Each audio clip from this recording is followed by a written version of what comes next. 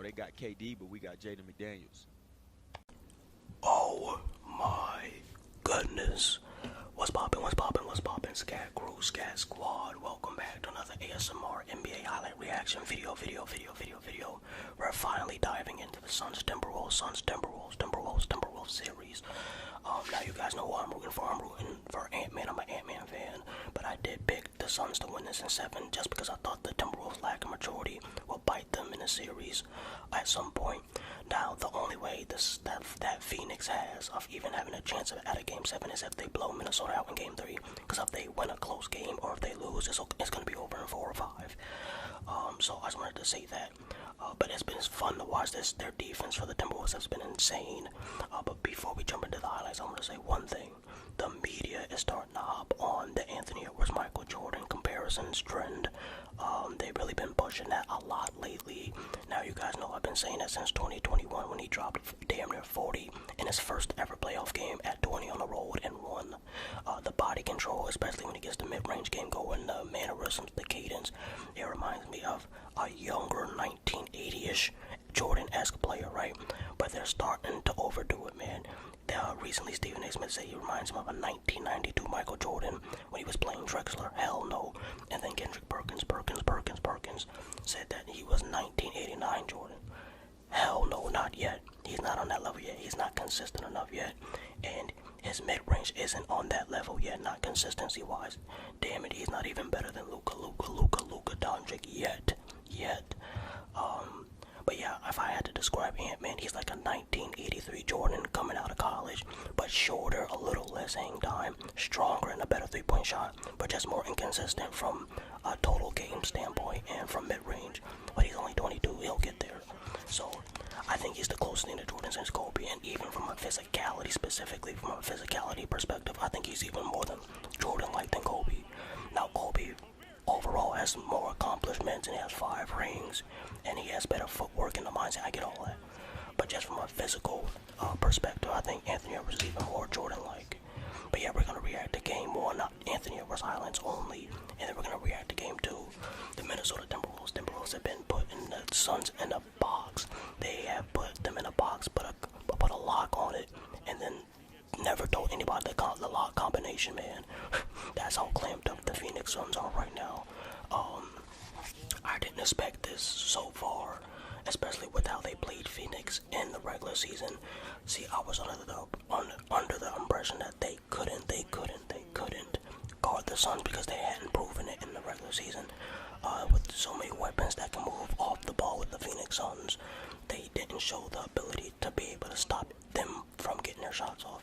But now that they're not giving up open shots, because a lot of the shots they were giving up in the regular season were stupid open shots, like for no reason.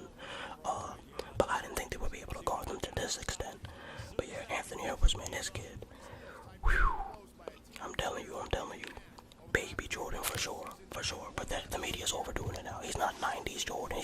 He's nothing after 85 Mike. He's not even as good as 85 Mike yet. And I do understand that the league is more deeper and is way better competition and all that. But yeah, Anthony Edwards isn't dominating like that yet. He will give him like another year or 2. Oh my goodness, off the glass. Oh, it's spooky. It is very spooky. But yeah, I do not think I'm starting to lean in Timberwolves in 6. That's how it feels. But like I said, the only way Phoenix can actually force a Game 7 at this point is they specifically have to blow out the Timberwolves in Game 3. Because then they're probably going to come back home in Game 4. It'll be a close-ass battle, and then they'll probably pull it out and tie the series 2-2.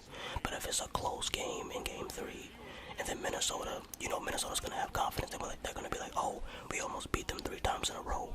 And then they're going to come out in Game 4 and just, beat them. So they're going to have to come out and dominate if you're Phoenix. KD, Anthony Edwards is starting to make KD look old. I'm not going to lie. He's still getting his buckets, but, in terms of, just putting your impact on the game and leaving your impression on the game, overall, I don't know, man. And people need to stop underestimating Rudy Gobert. Rudy Gobert is the second most important player on the Minnesota Timberwolves. His level of defense, it makes everybody's job easier. Even when they make mistakes, Rudy can eliminate the mistakes in the era and still get a crazy block. Jaden McDaniels is finally showing. We're going to talk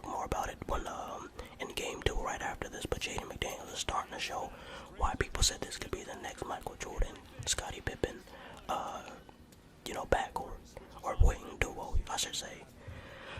But Jaden McDaniels has not shown the ability to score 25 or 20, even 20 or 15 consistently. So he's so far there, really far from that. But in terms of peak, like 6-7 years from now, who knows, man? They might be the closest thing we've seen to that. Alexander Walker, let me get that. He was hooping. Let me start off by saying that. Well, I said start off, the video's been going on for like 5 minutes already, but Nickeil Alexander Walker, man, in game 1, man.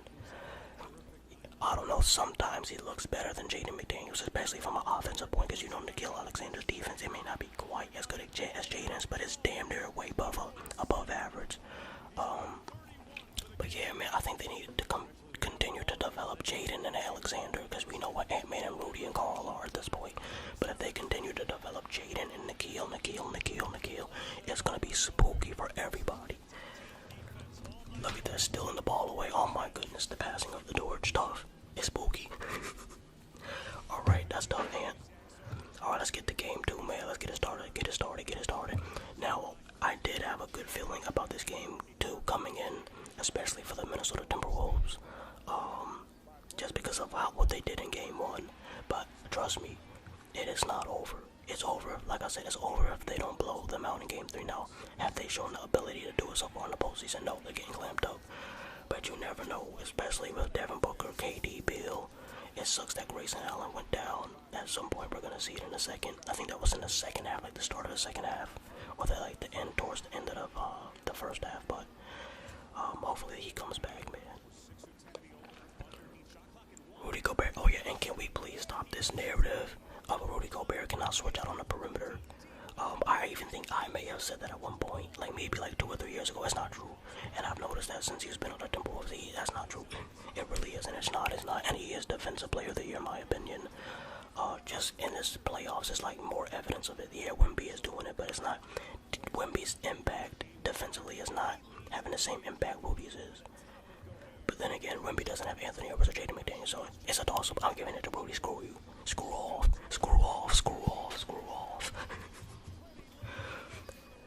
But yeah, man, Rudy is definitely the second most important player, because I know Carl's the second best scorer, but Naj Reid does a lot of the same thing Carl does.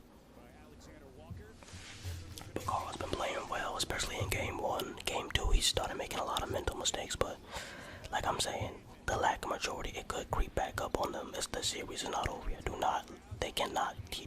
They have to keep their foot on their necks, I should say. But yeah, this game was definitely competitive for like 3 quarters. Devin Booker, all mid-range pull-up. And I know I went at Austin Reeves. Devin Booker, what are you doing? You're supposed to be the best shooting guard in the NBA. Anthony Edwards is making you look like that's not the case, man. And he's way young. Devin Booker's like 26, 27. Ant-Man is like 5 years younger. That's crazy. You gotta get up, man. Eric Gordon. He's gonna be the X factor for the Suns. Oh yeah, one more point. The only way the Suns win this series too is if they use Bol Bol. I forgot to say that, and I meant to say that earlier. They need to use Bol Bol. People keep saying they need a point guard in size. I agree with the point guard thing. They literally have a 7'4" monster who can bring up the ball and pull up and shoot the 3.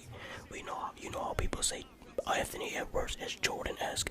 Bol Bol, he might not be as good as Wemby, but he's Wemby-esque because some of the things he does, literally only Wembanyama can do at that height. So I don't know why they're not using. I don't know what Bol Bol does. That's so bad in practice, or when he's around the team that teams don't play him. I don't know. I don't get it. Because every time I watch him, the eye test says he's useful. I don't get it. I really don't understand. But yeah, man. I'm loving this series as an Ant-Man fan. I'm loving it. They're switching everything. Sometimes they go well. A lot of times they're actually going over the pick. But then even when they get caught on a pick, they're just able to switch everything. It's like everybody can play defense at an above average to elite level from 1 through 8. Not even just the starting line of 1 through like 7 or 8. It's ridiculous. So yeah, man, it's gonna take something special out of Phoenix to extend the series, honestly. Good play right there. 8-point game, Eubanks. Maybe Eubanks needs to get a little bit more minutes, but then he can't shoot, I don't think, right? So it's like, I don't know, man. This series is either gonna go 7 or it's gonna end in 5. There's no in between.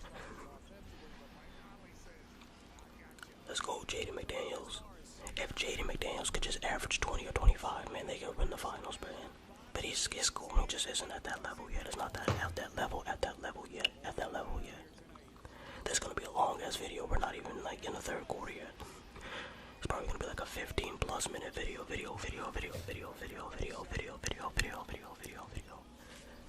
Jaden McDaniels, oh my god, see if he starts making that, it's over with. Just give Minnesota like 3 out of the next 6 or 5 NBA championships. It's like, respectfully.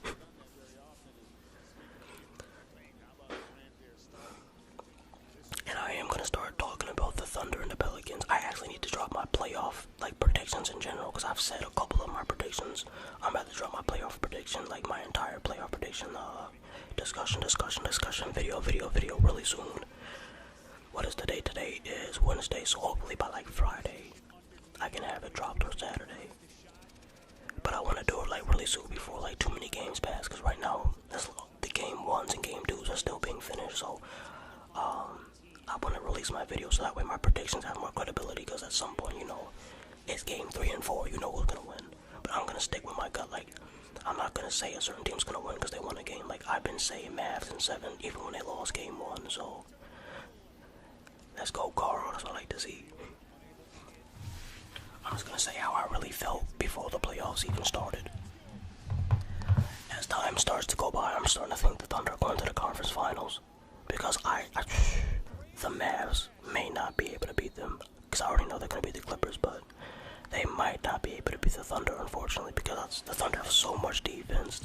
As long as they're going to let Luka eat, but if they're able to slow down Kyrie, it might get spooky for y'all, Dallas. No cap. Minnesota would beat Dallas or the Thunder. No cap. The Minnesota Timberwolves are beating everybody except Denver Nuggets, which sucks, because if they win against Phoenix, they would play Denver in the second round, so Shea has a chance at going further than Ant-Man just because Denver plays Minnesota in the second round, so screw off, Shea fans.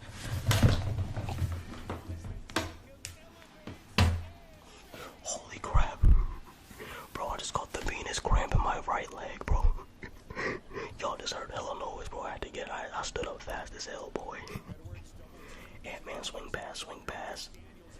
And that's what's so good about this Minnesota Wolves team. Everybody's making an extra pass. Even when Anthony Edwards' shot wasn't going in, everybody was being unselfish. Everybody was making a swing pass, the kick out pass. They're just playing together. I said it in I think I might have said this in another video. Besides the Nuggets and the Celtics, this team looks like they have the most chemistry. You can see in the way they play, they trust each other, the mannerisms, the dancing before the games and all that. So this Timberwolves team looks excellent, man. I hope they do win this series. I'm trying to keep pushing this Michael Jordan narrative. It's not even a narrative, like he's really doing it eye test and playoff resume wise, like I said. But yeah, I want to keep their agendas going, but they need to chill out. He's not 92, they need to slow down on that.